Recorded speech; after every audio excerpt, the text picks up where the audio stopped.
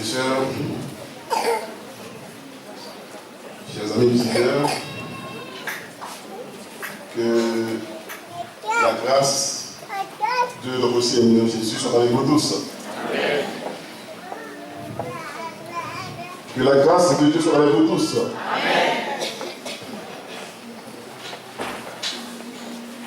C'est toujours un plaisir, un privilège pour moi. À chaque fois, j'ai cette possibilité de me faire porte-parole de Dieu. C'est une grâce. Parce que je ne suis pas mieux que vous. C'est tout simplement la grâce de Dieu. C'est le début de combat. Humainement parlant, on peut dire c'est rien du tout. C'est une semaine qu'on a prêché. Mais spirituellement parlant, dès qu'il s'agit d'évangélisation, on appelle ça comment, frères et sœurs? Un combat. Et l'adversaire, c'est qui? Vous êtes là ce matin, frères et sœurs? C'est qui l'adversaire? Et notre capitaine, c'est qui? Jésus au côté, Satan de l'autre côté. La victoire est à qui? À Jésus. Amen. Prions le Seigneur. Céleste Père, Dieu trois fois saint et de bonté. Nous avons besoin de ta présence en ce moment. Manifeste-toi, Seigneur, dans nos cœurs, dans notre esprit, et que ta parole soit pour nous réellement une lumière qui va nous conduire à toi pour la vie éternelle, au nom de Jésus. Amen. Quel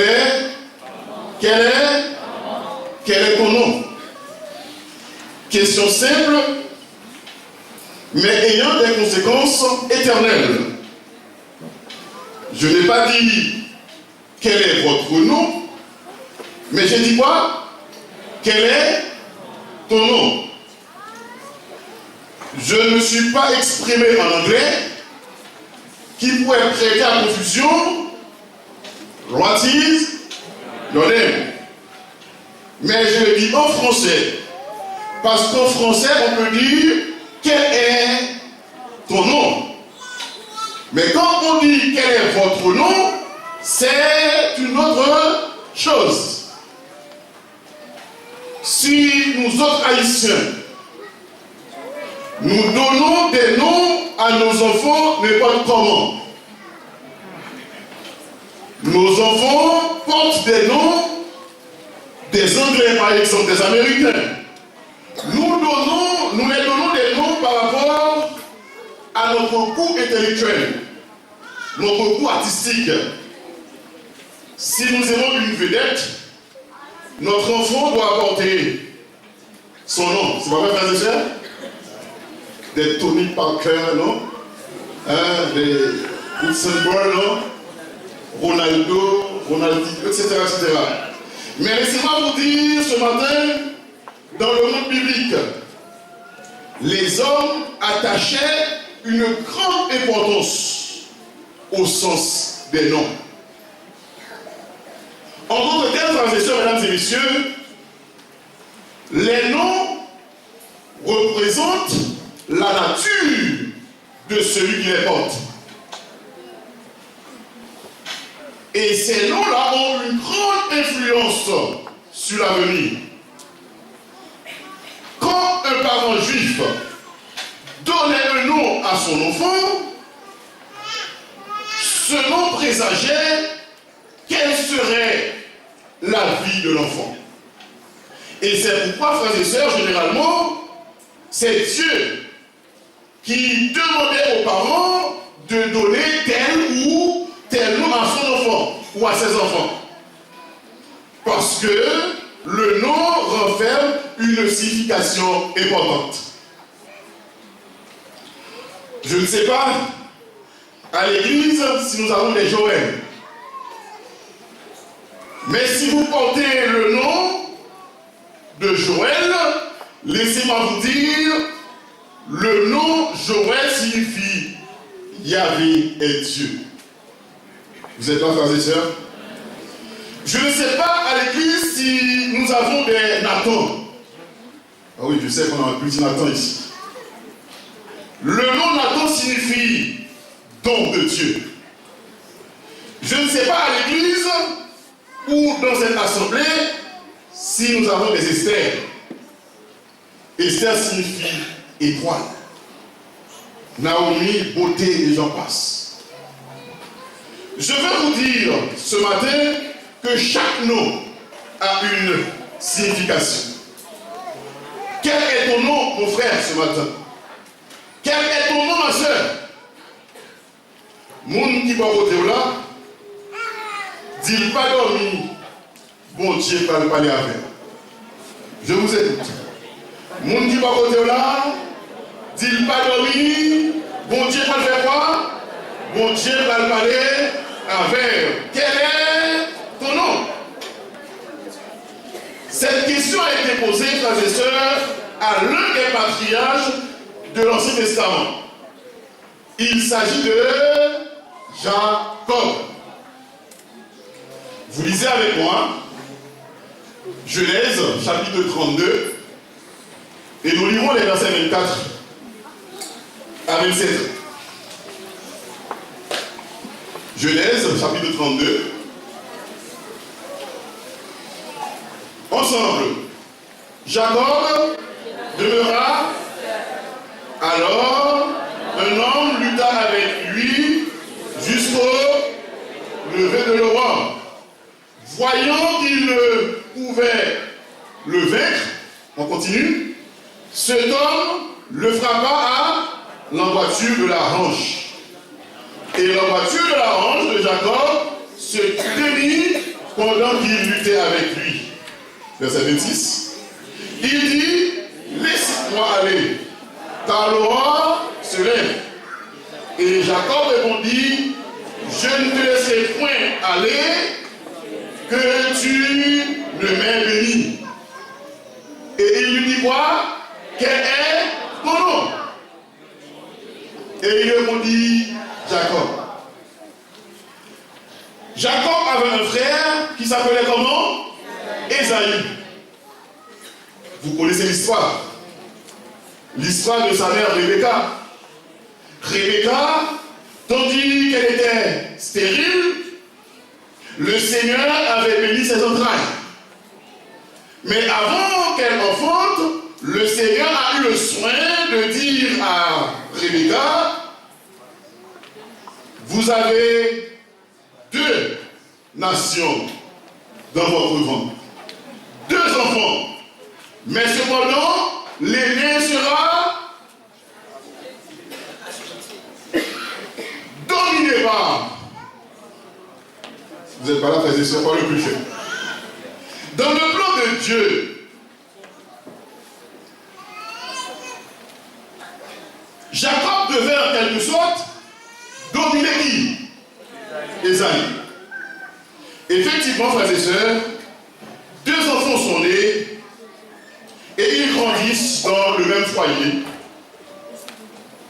Mais savez-vous, chers amis, il n'existe pas 2 personnes identiques. Bien que Jacob et Ésaü aient les mêmes parents, mais ils ont eu chacun son propre tempérament. Tandis que Jacob restait toujours dans le foyer, en train d'aider sa mère, quand il y a l'émotion, il était toujours là à participer à toutes les activités spirituelles de la famille, tandis qu'Ésaü développait un autre tempérament. C'était un être purement extraverti, c'est-à-dire il est toujours dehors en train de faire quoi, frères et sœurs, de chasser. Et quand il chassait, par exemple, les petites bêtes, il les apportait à qui? À son père. Tandis qu'il revenait des champs, je suis en train de résumer, frères et sœurs, pour vous l'histoire. Isaac sentait la mort. Et au soir de sa vie, avant de mourir, Isaac voulait à tout prix bénir qui? Esaü. Mais il a oublié que le Seigneur a dit, le premier sera dominé par le petit. Chers amis, frères et sœurs, c'est un danger. Quand une mère de famille ou un père de famille ou montrer dans Timounio ou remet que l'autre. C'est un danger, frères et sœurs. Isaac a appelé son fils Esaü pour lui dire d'aller dans le champ et lui apporter quelque chose. Et Rebecca a entendu de ses propres oreilles l'ordre donné par son mari Isaac à Esaü qu'elle n'aimait pas beaucoup. Et vous connaissez l'histoire, frères et sœurs. Rebecca a appelé Jacob et elle a dit à Jacob de préparer quelque chose pour son père pour qu'il reçoive sa bénédiction. Et Jacob dit, je ne suis pas comme mon frère, je ne suis pas velu, je ne pas gagner pas le souvent. Et Rebecca a dit, ne t'en fais pas. Elle a fait tuer un mouton et avec la peau de l'animal, elle a revêtu son garçon qu'elle aimait tant. Et Jacob s'est présenté devant son père pour recevoir la bénédiction. Et après avoir prononcé toutes les bénédictions d'après lui sur son fils Esaü, et Jacob a eu le temps de partir. Et là, frères et sœurs, tandis que le fils aîné était de retour pour prendre sa bénédiction, c'était trop tard. Ayant constaté qu'il a perdu toutes les bénédictions de son père, il a pris la résolution de tuer son frère. Mesdames et messieurs, frères et sœurs, le désir d'être grand engendre l'hypocrisie.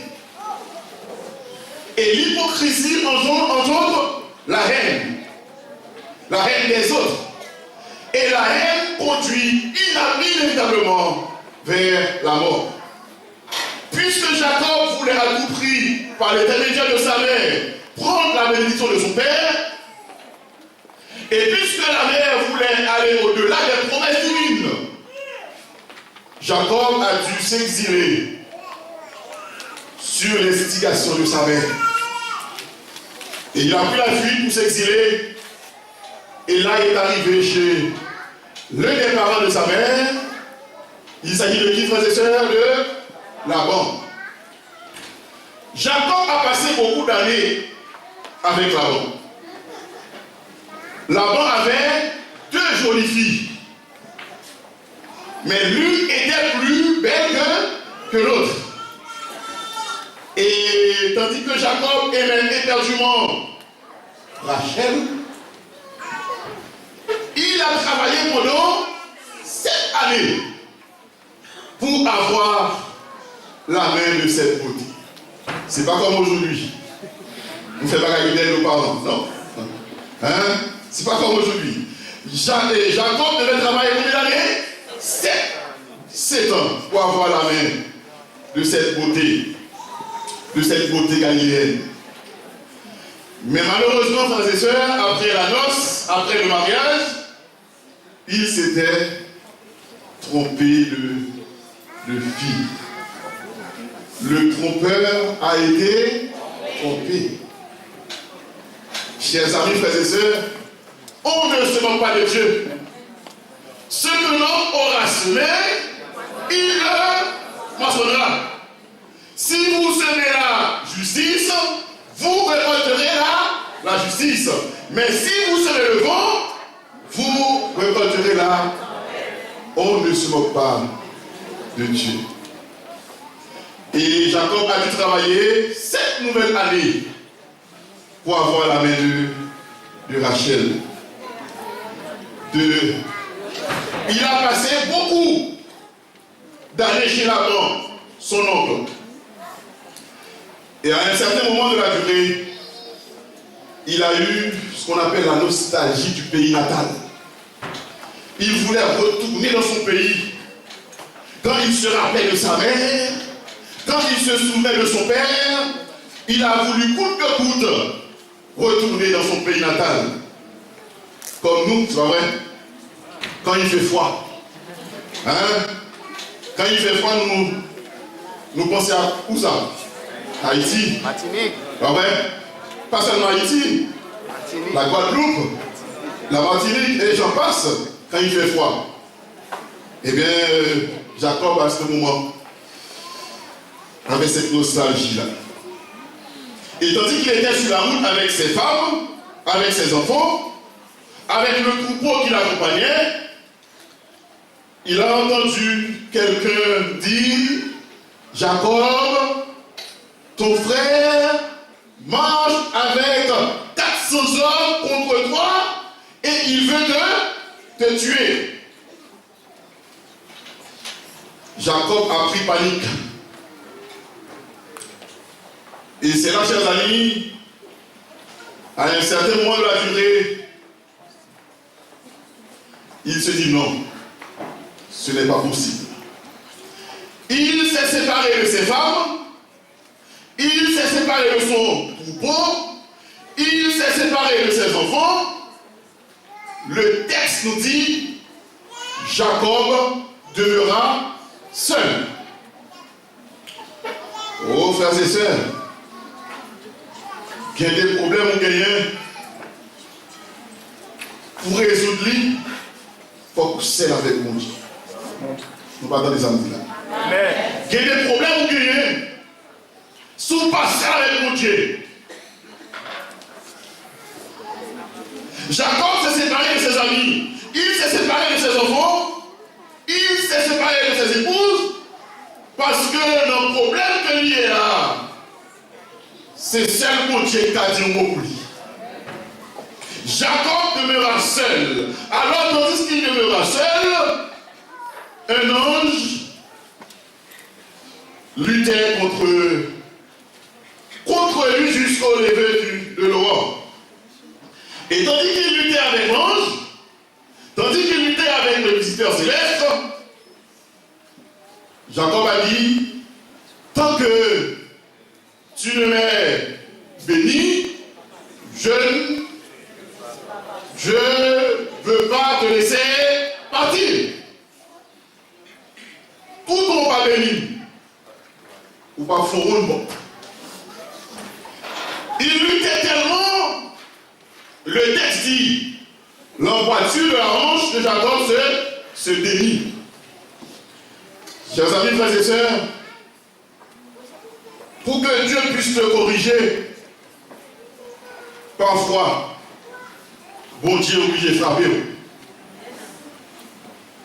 Parce que dans son amour, tel que vous êtes, vous ne pouvez pas aller au ciel maintenant. Vous devez accepter de passer sous la houlette du Dieu Tout-Puissant. Oh, les adventistes du 7e jour, qui rêvent d'aller au ciel et qui mènent une vie comme cela leur semble, vous n'êtes pas encore prêts pour le ciel. Et pour être prêts pour le ciel, frères et sœurs, vous devez accepter les conditions données par le Seigneur. Quel est ton nom, madame? Quel est ton nom, monsieur? Quelle est la raison d'être? Vous êtes à l'église. Est-ce que vous y êtes parce que vous avez un ami à l'église? Est-ce que vous y êtes chaque semaine matin avec de beaux amis pour faire mon Noël? Mais au fond de vous, vous servez par Dieu, effectivement. Si votre Dieu, c'est seulement le sabbat matin, tandis que la semaine, vous êtes très très loin de Dieu, vous n'êtes pas digne même de fouler le sol de l'église. Voyons qu'il pouvait le vaincre. Cet homme ne frappa à l'embrasure de la hanche. Disons l'ange. Jacob dit, même si vous frappez là, ou pas praler sous pas béni. Tel désir, tel rêve, frères et sœurs. Et tandis qu'il était avec l'ange, l'ange dit, laisse-moi aller car l'aurore se lève. Et Jacob répondit, je ne te laisse point aller, que tu ne m'aies béni. Je m'imagine, frères et sœurs, l'ange lui disait, Jacob, je suis prêt à te bénir. Mais à condition que tu me donnes ton nom. Donne-moi ton nom, Jacob. Tu veux que je te bénisse, mais donne-moi ton nom. Je suis prêt à te bénir, Jacob. Je n'ai pas de problème. Mais donne-moi ton nom. Chers amis, laissez-moi vous dire, recevoir les bénédictions matérielles n'est pas une preuve que vous servez Dieu fidèlement. Quand vous êtes béni matériellement, ça va vous dire comme servir mon Dieu. Tout bon vrai. Parce que Dieu est tellement bon. Il fait lever le soleil sur... Ne vous trompez pas. Détrompez-vous ce matin. Si vous êtes l'objet des bénédictions matérielles de Dieu, vous pensez que c'est parce que vous servez Dieu convenablement, attention. Non, attention. Parce que Jacob, chez son oncle, avait reçu beaucoup de bénédictions matérielles. Pas mal de femmes, pas mal d'enfants, des troupeaux. Mais l'ange lui dit, je suis prêt à te bénir, mais à condition que tu me donnes ton nom. En d'autres termes, frères et sœurs, c'est comme si l'ange voulait dire à Jacob, rappelle d'où tu es. Rappelle la signification de ton nom. Ton nom, Jacob, signifie laideur. Ton nom, Jacob, signifie la tromperie. Dis-moi ton nom, Jacob. J'aimerais que toi-même tu me le dises aujourd'hui. En d'autres termes, frères et sœurs, moi t'en aimé. Pas t'en aimé, c'est l'autre monde qui dit moi, Jacob.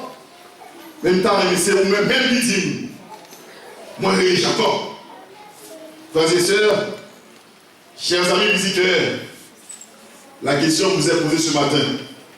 Quel est ton nom?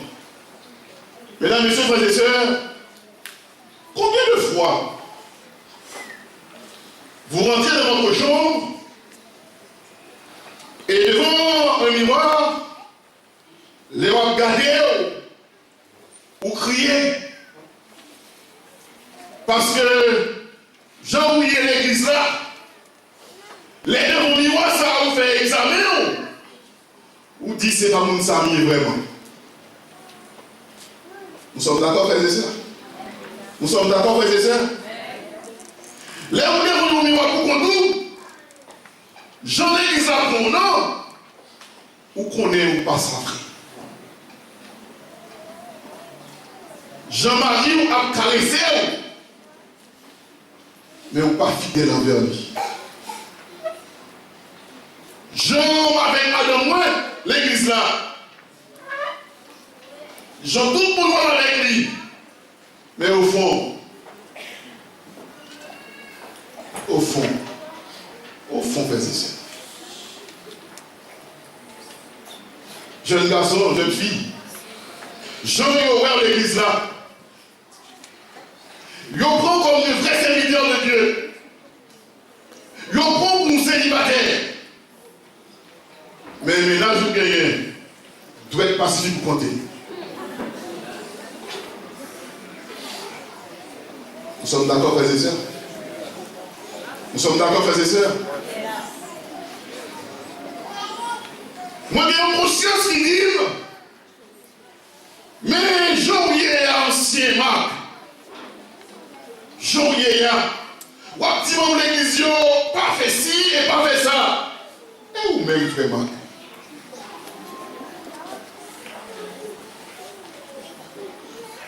On connaît au ancien. Mais parlez avec moi, Dieu. Jean nous dit à frères et sœurs, est-ce que nous avons arrêté comme ça? Quel est ton nom, ancien Marc? Dis-moi ton nom ce matin. Dis-moi ton nom. Et Jacob, tout tremblant, il répondit, je suis qui? Vous êtes là, frères et sœurs? Je suis qui? Jacob. C'est-à-dire, je suis un trompeur. Oh, frères et sœurs, chers amis, ce que j'aime chez mon Dieu, celui qui avoue ses transgressions obtient miséricorde. Amen. Et c'est alors l'on dit à Jacob, ton nom ne sera plus Jacob, mais tu seras appelé comment? Israël. Alléluia, frères et sœurs. Aujourd'hui, Dieu veut changer ton nom. Dieu veut changer ton nom. Vous connaissez votre passé. Mais ce matin, Dieu veut changer votre nom pour la vie et pour l'éternité. Quel est ton nom, ma soeur? Quel est ton nom, mon frère? Mesdames et messieurs, j'ai une nouvelle pour vous ce matin. Parfois, nous voulons que les gens soient changés. Nous voulons que les frères soient changés. Nous voulons que les sœurs soient changées. Laissez-moi vous dire, ce n'est pas la personne qui va changer, mais c'est notre caractère qui va être changé, frères et sœurs. Oh, parfois, nous avons peur de la marque de la bête. Nous avons peur de la persécution qui s'en vient. Ce n'est pas de la marque de la bête qu'il faut avoir peur. Mais c'est notre caractère qui va être comment? Changé. Quand l'église, frères et sœurs, quand chacun de nous aura revêtu le caractère du ciel, nous aurons une église. Une église qui sert Dieu. Quel est ton nom, ma soeur? Quel est ton nom, mon frère? Oh, on raconte l'expérience de deux voisins. Chacun avait un chien. Le premier chien, c'était un chien noir. L'autre, c'était un chien blanc. Mais il est arrivé à chaque fois que le chien noir rencontre le chien blanc. Le chien noir est toujours battu par le chien blanc. Et ceci à longueur de journée. Le chien blanc battait toujours le chien noir. Il y avait un autre voisin qui voyait cela et appelait le propriétaire du chien noir pour lui dire, mais ce n'est pas possible. Ou pas quitter chien ou non, chaque fois que l'on compte à droite là, pour l'autre la calme. Il est toujours victime. Quel homme va le manger? Et ce voisin a conseillé au propriétaire du chien noir d'aller au marché, d'acheter de la viande, du lait, et de bien préparer le chien noir. L'homme a été effectivement au marché. Il s'est entendu avec une charcutière et chaque jour il nourrissait son chien noir. Et ceci pendant un mois. Un jour, le chien noir sortait. Chien blanc, on essaie toujours même pas là. Oh, bon. Et chien noir pas occupé, chien noir posé. La fosse est calme. Chien blanc, le chien blanc s'enfonçait sur le chien noir. En deux fois mouvement, 1-0. Donc deuxième fois, 2-0. Et pendant 7 fois.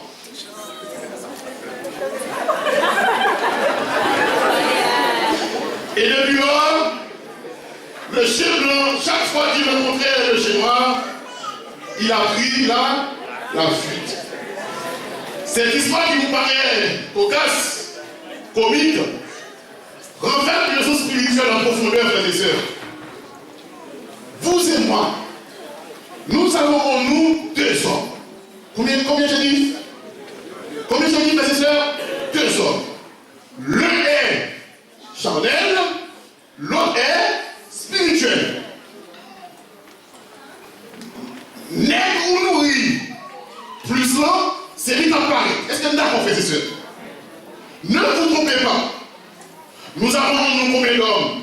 Deux hommes, c'est l'apôtre Paul qui le dit, l'un charnel, l'autre spirituel. L'homme que vous passez plus de temps à nourrir, c'est ce que vous êtes. Si vous prenez du temps à nourrir l'homme spirituel en vous, vous serez, quels que soient les échecs connus, un homme spirituel à la gloire de Dieu. Amen. Mais si vous passez du temps à nourrir l'autre, hélas. Ma question pour vous, chers amis, mesdames et messieurs, frères et sœurs, bien-aimés dans le Seigneur, qui n'est pour nourrir la carne? Je m'adresse aux femmes de l'église ce matin. Vous qui passez beaucoup de temps à faire le nettoyage de votre visage avant de venir à l'église. C'est bien. C'est bien, c'est pas vrai, monsieur? C'est pas vrai, monsieur? C'est bien. Il y a quelqu'un qui dit que il y a vu l'église comment parce que l'éternel c'est cœur. Mais c'est faux. C'est faux. Régime sanitaire. Hein? Combien de temps passez-vous au téléphone avant de prêcher la parole de Dieu? Je connais les hommes, je connais les femmes qui passent beaucoup de temps au téléphone. Mais est-ce que ces temps sont aussi consacrés à la prédication de l'évangile? Est-ce que vous passez du temps à conseiller un ami qui traverse un moment difficile? Est-ce que vous passez un moment à consolider une famille en difficulté au téléphone? Est-ce que vous passez du temps à appeler les responsables de l'église pour lui dire, par exemple, ancien, je te souhaite bon courage dans le Seigneur dans cette lutte?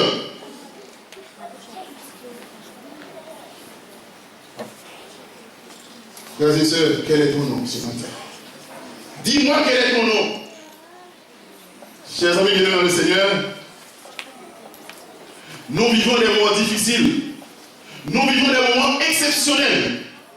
Tandis que le peuple adventiste joue avec sa vie spirituelle, tandis que Satan de son côté est en train de s'unir. Tandis que pendant l'église est divisée davantage, tandis que les forces du mal se coalisent pour vaincre l'église, pour combattre l'église. Entre-temps, l'ennemi crée, sème la division au sein de nous. Oh, frères et sœurs, c'est à ce moment-là, nous devons demander à Dieu son esprit pour qu'il nous ouvre les yeux. Pour pouvoir dire non. Non. Trop de concours à l'église. Non. Trop de rapports à l'église. Non. Il est temps pour que vous et moi, nous nous unissons sous la bannière du prince Emmanuel pour prêcher cet évangile. Il est temps. Les foyers adventistes doivent être effectivement des foyers chrétiens. Les temps, frères et sœurs, pour que ce n'est pas l'argent qui unit foyer adventiste. Les temps pour que c'est l'amour pour Dieu qui unit foyer ensemble. Unis en Jésus, frères et sœurs. C'est là notre mot d'ordre. Chers amis bien-aimés, ne vous trompez pas. Avoir votre nom inscrit sur le registre de l'Église est une chose. Mais avoir votre nom inscrit sur les registres du ciel est une autre chose. Être méthodiste, c'est une chose. Être baptiste, c'est une chose. Être témoin de Jéhovah, c'est une chose. Mais être chrétien, adventiste du 7e jour, c'est une autre chose. Parce que le Seigneur a dit, je vous invite à lire ce texte avec moi, Matthieu chapitre 8, versets 11 et 12. Or, je vous déclare que plusieurs viendront de l'Orient et de l'Occident et seront à table avec Abraham, Isaac et Jacob dans les royaumes des cieux. Je vous écoute, frères et sœurs. Mais, je vous écoute, mais, les fils du royaume seront jetés dans les ténèbres du dehors, où il y aura des pleurs. Quel texte? Je vous invite à méditer sur ce texte. Les gens qui vont de partout, les prostituées que nous condamnons maintenant, ce texte nous dit, c'est la dehors ou dans le royaume. C'est pas moi qui dis non. C'est Thomas qui a dit ça. Mais nous, qui c'est une petite taille, qui dit nous dans les 30, 20, 10, 15, nous serons jetés où? Il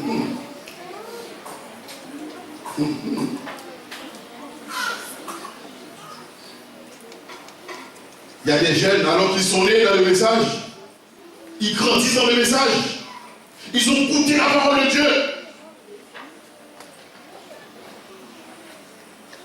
Il y en a chorale, il y en a jeunesse, il y en a tout le bagaille. Mais ça fait triste.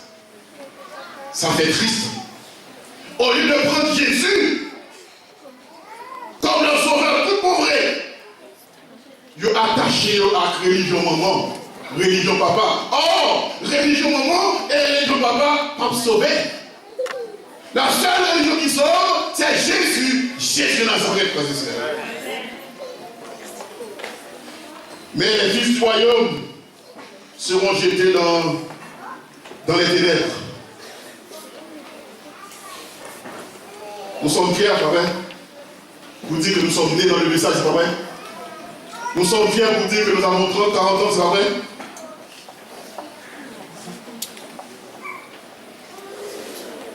Parfois, nous sommes enfants de l'arbre, enfants de la promesse, enfants de la promesse de Watt. Qui sont faits enfants de la promesse? Est-ce que vous tenez votre promesse à Dieu? Le texte dit, je vous déclare, c'est Jésus qui parle, le témoin fidèle, que plusieurs viendront de l'Orient et de l'Occident et seront à table avec Abraham, Isaac et Jacob dans les royaumes des cieux. Des homosexuels. Nous condamnons pour qu'il y a là. Nous disons qu'il y a qui va sauver, et c'est vrai. Eh bien, nous savons qu'il faut tourner avancer vers le Seigneur, et nous-mêmes, nous, hélas.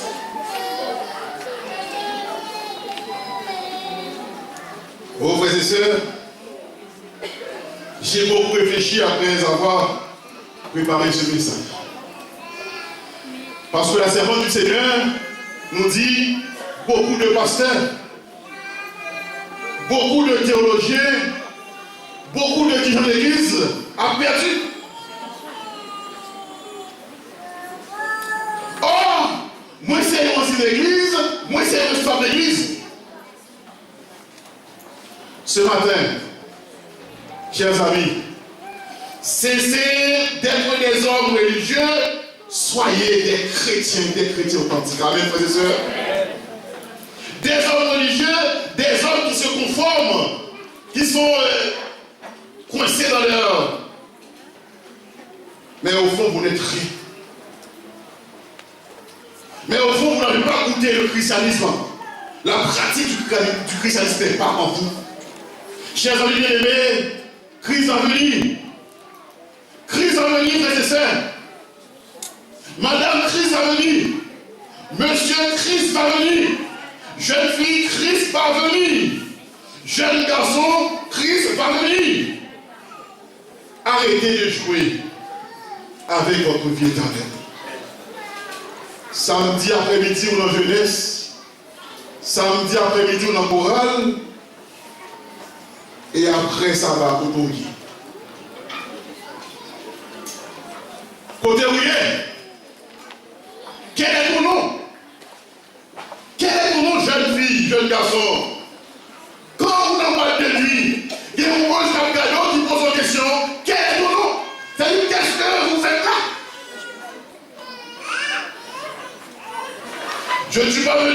contaminé. Loin de là ma pensée. Mais je suis un porte-parole du Seigneur. Je dois dénoncer l'état de l'Église. Car j'ai un fardeau sur mon épaule de pouvoir paître le troupeau du Seigneur. Je ne suis pas là seulement pour vous dire des paroles agréables à entendre. Mais je suis là aussi pour vous dire avec beaucoup de sagesse et de tact. Jean va vivre là. Il parle comme ça.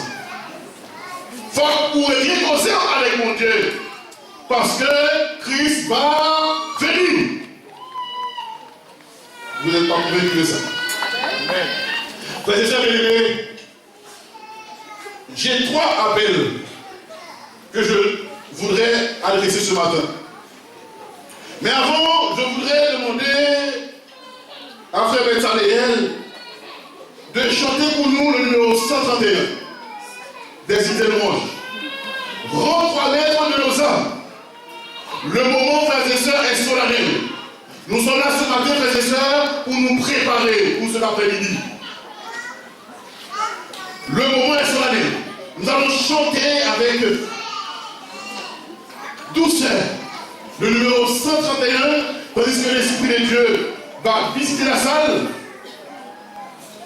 pour nous mettre en condition pour ce combat qui nous attend. 131, frères et sœurs.